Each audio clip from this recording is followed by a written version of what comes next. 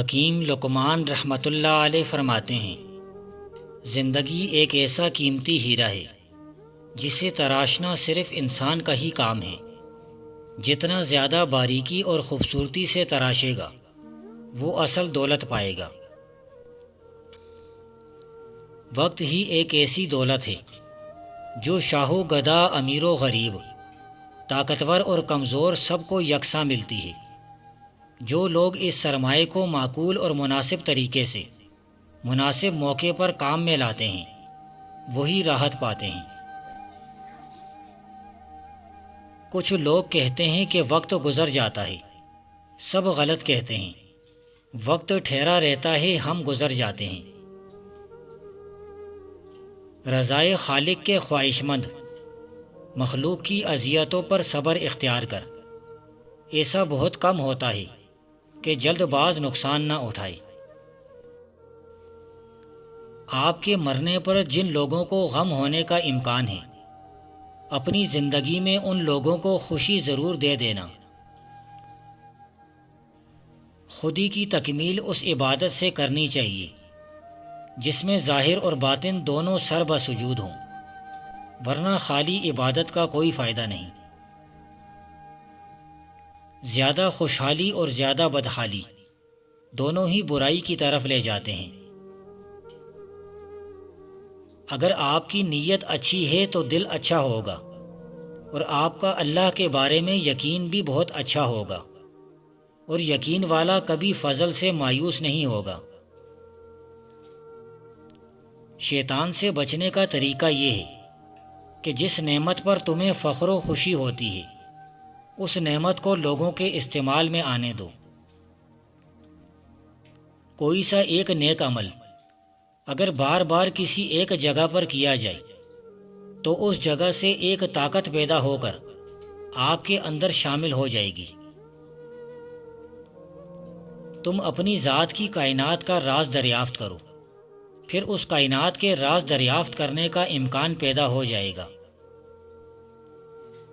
اگر سانس لینا فرض ہے تو سانس کی حفاظت کرنا عبادت ہے۔ حسن نیت کے ساتھ چلنے والے کے لیے اللہ تعالیٰ خود انتظام فرما دیتا ہے۔ جن لوگوں کو یار کا سنگ در نہ ملا وہ راہ کے غبار ہو گئے، اور محبت والوں کے لیے غبار راہ بھی اتنا ہی اہم ہے جتنا سنگ در ہے۔ معرفت کے قافلے میں جو شریک ہوا اگر اسے سالار قافلہ جیسا عرفان نہ ہو تب بھی قافلے جیسا نتیجہ ضرور ملے گا۔ مثلاً وہ مقامات جن پر اللہ کے جلوے ہوئے وہ مقامات آج تک مقدس ہیں۔ محبت کے لحاظ سے ہر باپ یعقوب اور حسن کے لحاظ سے ہر بیٹا یوسف ہے۔ حقیقی خوبصورتی کا سرچشمہ دل ہے، اگر یہ سیاہ پڑ جائے تو چمکتی ہوئی آنکھیں کچھ کام نہیں دیتی۔ بیماریوں میں سب سے بڑی بیماری دل کی بیماری ہے۔ نظر اس وقت تک پاکیزہ رہتی ہے جب تک یہ اٹھائی نہ جائے۔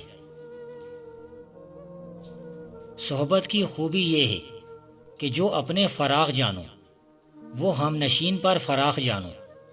جو کچھ اس کا ہو اس میں طمع نہ کر، اس کی جفا پر تحمل کرو، خطا پر اس کا عذر قبول سمجھو۔ فاجر سے زیادہ میل جول نہ رکھو کہ تجھ پر فجور غالب آ جائے گا۔ مشورہ ایسے لوگوں سے رکھو جن کے دل نیک اور شیشے کی طرح پاک ہیں۔ خرد مند وہ بندہ ہے جو اپنی ہر روز مرہ کام میں میانہ روی کو تھامے رکھے، بجز سخن سنجیدہ منہ سے کوئی کلمہ نہ نکالے، اور نیک صحبت رکھے۔ جہاں تک ہو سکے اپنے سے اعلیٰ آدمیوں کی صحبت پسند کرو، یہی حقیقی اور سچا غرور ہے۔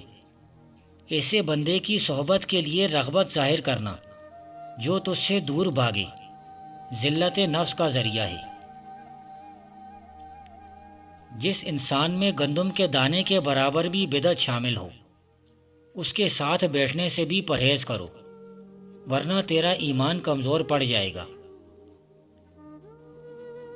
جب کوئی کبوتر یا مینا کووں سے تعلق جوڑ لیتی ہیں تو اس کے پنکھ سفید رہتے ہیں لیکن اس کا دل کالا پڑ جاتا ہے۔ آپ اپنے آپ کو اللہ کے سپرد کرو، پھر وہ آپ کے وجود کے ساتھ جو کرے گا وہ اپنا سمجھ کر کرے گا۔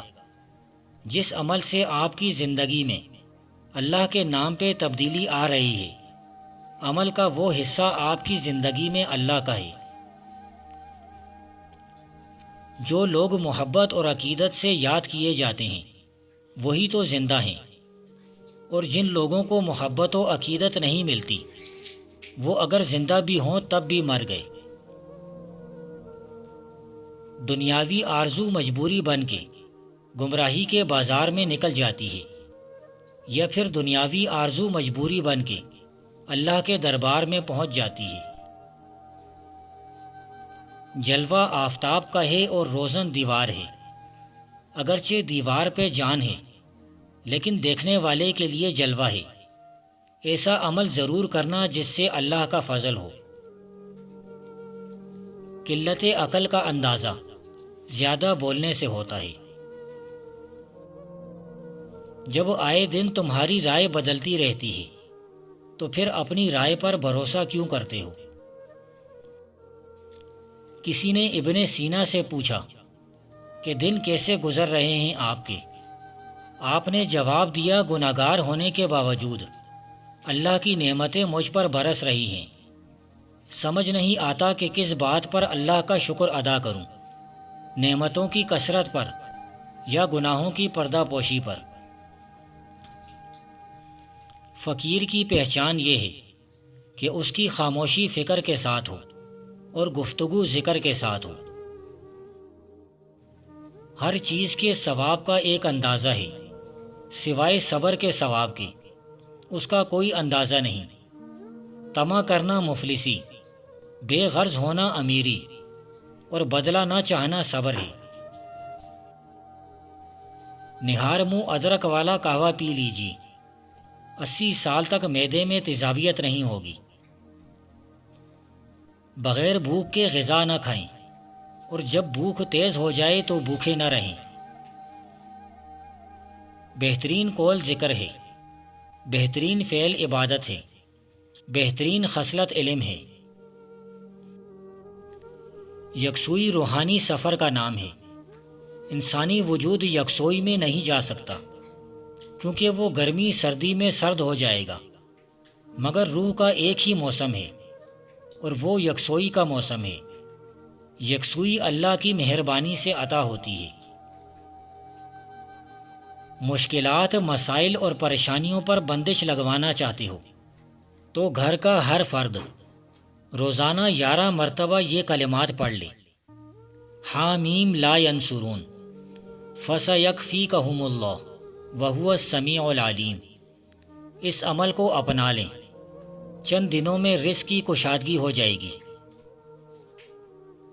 بعض اوقات ایک ہی مذہب کے مختلف فرقے معمولی اختلافات کی بنا پر ایک دوسرے کو مردود اور شکی قرار دے کر ان کا گلا گھونٹ دیتے ہیں۔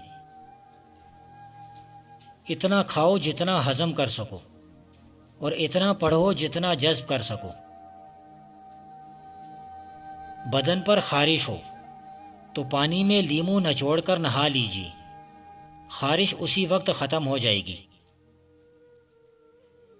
رحمت کے سامنے گناہ کا ذکر نہ کرو، گناہ پر تکرار بدبختی ہے۔ گناہ جو ہے وہ دعا سے دور لے جاتا ہے، اور اللہ کے پاس عبادت نہیں لے جاتی بلکہ اس کا فضل لے کر جاتا ہے۔